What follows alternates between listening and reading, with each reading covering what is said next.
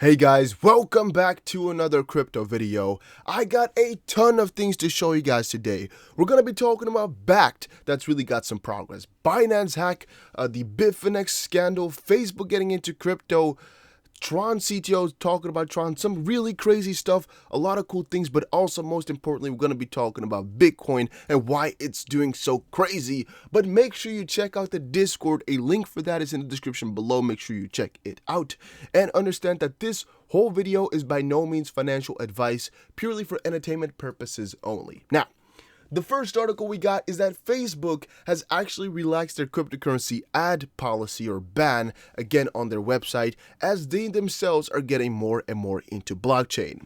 Right, so about 2 years ago or somewhere in the end of 2017, they really placed a ban on cryptocurrency ads on Facebook because of all the scammy ICO things that were coming out, and people were falling for those ads, investing their money and losing it. Facebook did not like that, they banned it, and then later in June they changed their policy a little bit to make people who are really verified and known, or at least where the company is known what they do, a good plan or whatever, I don't know exactly the specifications, to still be able to place advertisements related to cryptocurrency and blockchain on Facebook. And now they're even relaxing it a little bit more as rumors and some announcements have come out that they're more and more leaning towards blockchain. But how people find out now is actually because they've been changing their policy over and over. And at this time, they're again making it's quite obvious that their secret blockchain project that people have been speculating and talking about is coming along further and further, and they just want to already add their policy to really fit that in the longer term.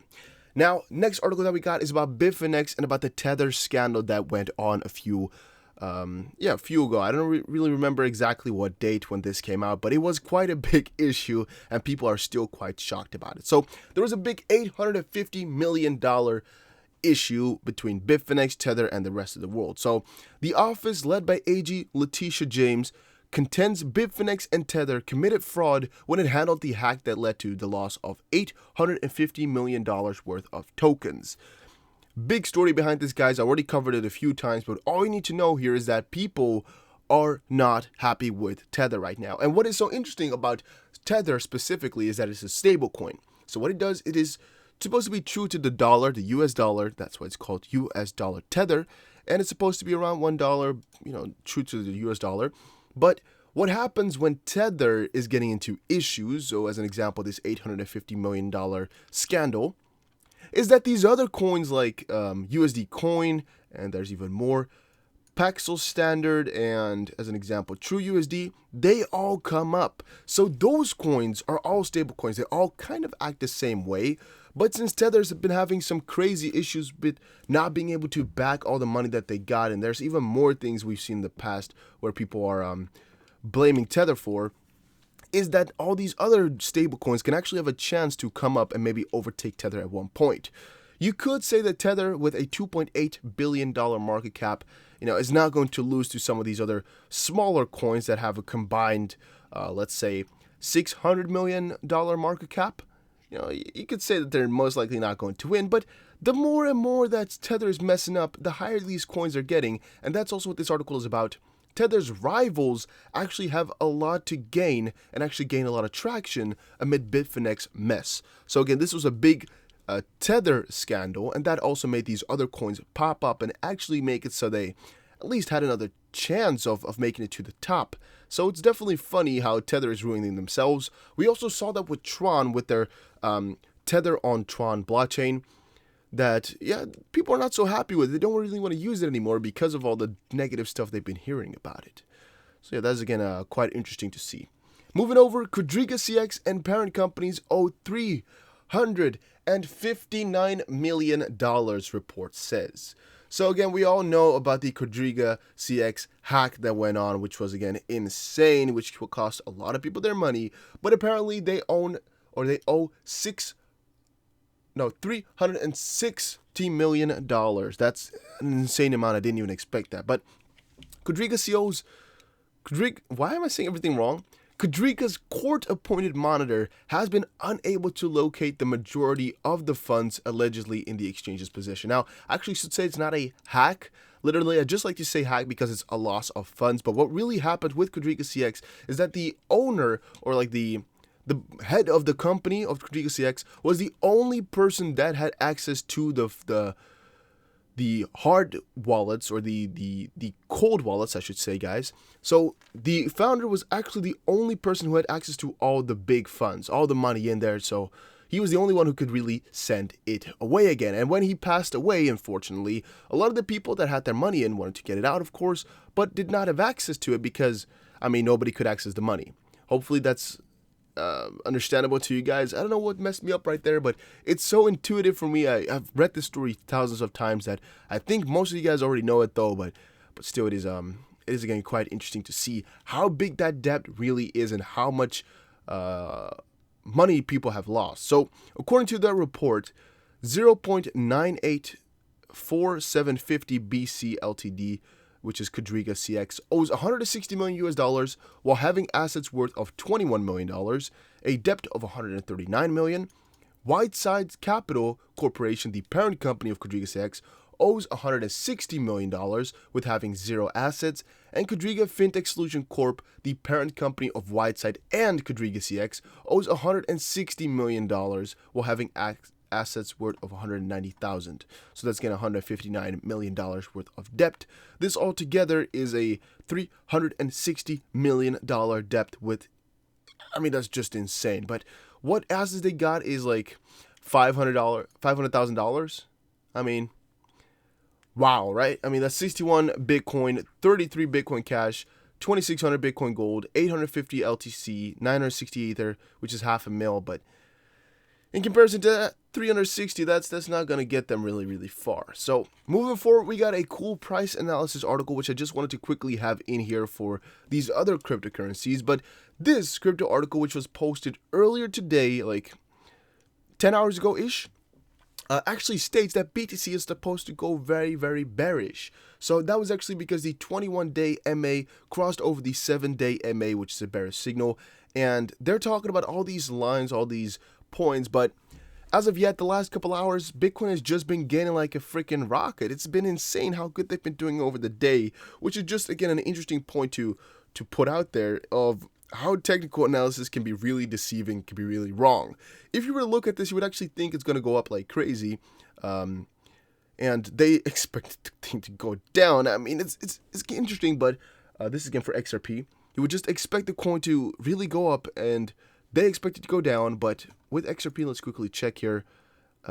It's just not been moving really. Like, it's not really been doing anything. You can say that, all right, it's going up on the 24-hour. Yes. But if you actually check at it versus Bitcoin, you can do that here in the movement section. You can see that versus Bitcoin here, it's actually been doing really quite bad. So it would have been really way better to hold Bitcoin. The only coin that's really been doing good is Binance coin versus Bitcoin, so even better than the rest.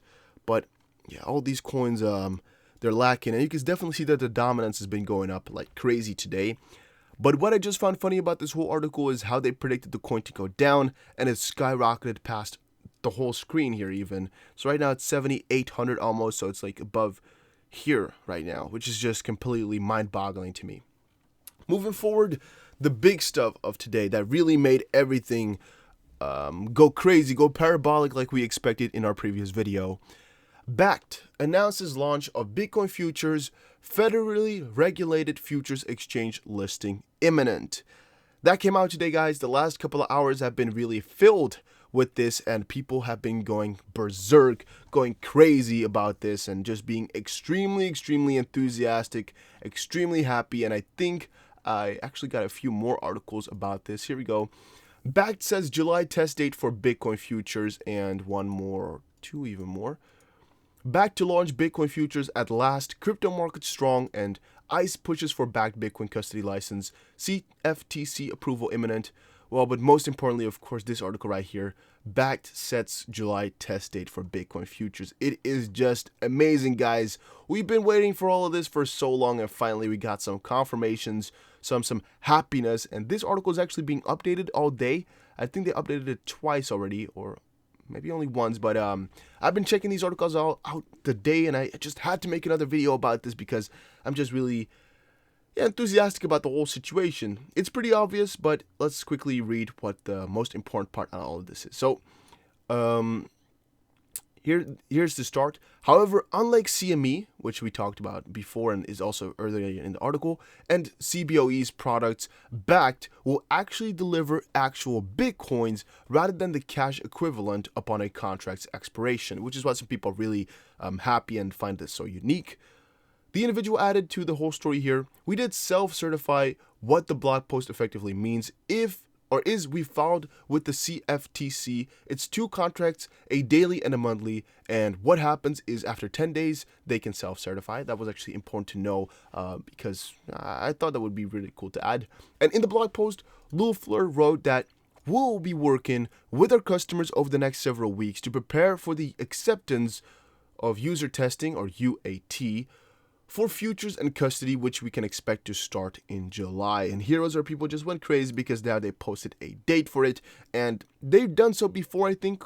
I don't know if they just spaced a specific date. Thing is though, we got something again. It was kind of extended indefinitely. We didn't really know what to expect, at least I personally didn't, and now we got some closure. Now we got a date to look forward to again, and now we can again be looking at that, that crazy adoption, that crazy moonshot, and these parabolic moves are now really backed by some crazy news, or at least some really happy feelings for me, at least. I mean, I just was happy waking up today to wake up to all of this good stuff in the crypto market. Damn, guys, am I happy. It's just insane. So the DACC purchase is the second such acquisition by Bakkt. Back in January of 2019, the ICE subsidiary acquired back office assets belonging to Rosenthal Collins Group, an independent futures commission merchant. And there's actually a few more of these things which are going around in some of these articles online, but it's just to see how huge this can be and how well they're trying to make this go. And I still think it's going to be insane. This is again one of the things that crypto really needs, and which could also propel crypto towards a more adoption phase, a more adopted phase, more normal phase to every people, appealing to everybody, appealing to these big corporations and such. Tron CTO denies founder Justin Sun's accusations of embezzlement and bribery. So what's been going on in the Tron community is it's been totally crazy and sad and wow. But the CTO or ex-CTO of Tron was really pushing Tron into the ground by saying it's shit. And there were actually a lot of things he said, all right? There's been a lot of negative things he said. I don't really have any link for that anymore. When I looked, I could not find to all of the direct posts. But what's been happening here is that Justin Sun has been just bashing him to the ground. And it's just a back and forth motion going around. But I just find it really interesting to report on this because I think a lot of you guys don't really watch Tron news. Most of the people watching these videos, they don't really care about Tron, but I still think it's an interesting coin to really follow and check out. So, the former CTO of Tron, who left the project to launch a competing blockchain, has denied accusations of embezzlement, bribery, and infringement that were levied by Tron founder Justin Sun. So, what is interesting is the CTO, ex-CTO of Tron, left Tron and went to found his own thing, or at least he's trying to and getting it out there. What is so interesting is that he went on to bash Tron and say it's very sad. I mean, he says a lot of things, which again, I don't have the literal quotes for, but just really pushing them into the ground. But then Justin Sun came back to him and said that, damn, this guy, I don't know what his name is again. It's somewhere in here, guys. I'm messing up because I'm recording. Everything becomes a little bit more difficult then. But it's Chen. Yeah, whatever, guys. It's all okay. He went on to say that Jen actually stole a lot of the technology and is now just trying to really, take a lot from Tron to build his own thing. And he's also making sure that Tron is not going to be doing good and making sure that I have to pay him a lot of things and whatever. And Justin Sun is just going back and forward on Twitter, just trying to push him into the ground. And he's coming back by saying that Justin Sun is full of shit. And again, it's just backlash and back forward, whatever. Thing you need to know about this is that these crypto projects can be fragile, guys, and in this case, the ex-CTO of Tron is already trying to push a project that he once really vouched for and was really enthusiastic about into the ground himself by saying that it's all a lie, you're just buying a lie, it's all shit, and things like that. Though, a few months ago when he was still working for them, or let's say how much is it ago? January 2019, so that's 5 months ago, half a year ago, he was just being totally enthusiastic about the project, just being like with a fake smile. And what the cool thing about that is that any of these big project leaders which are out there, which are just doing their best right now to promote the coin, can also be full of shit, and you should always just keep looking at what you really believe yourself, what you think of tech, and don't let any of these, big players that are important or, have a high function really roll you into anything. Another big thing or cool thing to watch for is Binance to resume deposits withdrawals Tuesday. Again, Binance had a big hack going around, $41 million, 7,000 Bitcoins, but now they're kind of crawling back up, trying to do their thing again and trying to recover. They had the Seifu fund, so no money was lost for any individuals that had money on Binance, but still, it was quite a big shock because an exchange like Binance to get hacked, people are more afraid than ever of getting their funds stolen. Having said that, make sure you check out the link in the description for Ledger, for a Ledger wallet. A link for that is in the description below, but make sure you check it out because if you buy yourself one, you're actually making sure that your funds cannot get stolen. And they got a new Ledger Nano X, which I recommend to buy now if you're going to buy a hardware wallet. I personally use the S, but I'm really thinking about stepping over to X because it works with Bluetooth, which is really making everything simpler in my life, I would say. Also, you can now transact money on your phone, which is getting a lot simpler. But this makes sure you don't have to keep money on exchanges anymore, and you can just keep it wherever you go. And you make sure that you cannot get hacked. If your house burns down, you'll still be fine. If your computer dies out, you'll still be fine. So make sure you buy yourself a hardware wallet. And last but not least, a lot of these predictions which are coming out today is that Bitcoin is going to be falling. And it's not going to be falling a little bit, but definitely very hard. This article is named Bitcoin could fall at least 60% from current levels. And my days, guys, has these articles come out often. It's been insane how many people have been speculating that the Bitcoin price is just a little bit of a run right now, but just going to fall back down. And in this case here, they're looking actually at the weekly chart, and they're expecting at least for Bitcoin to just drop down again like it always does.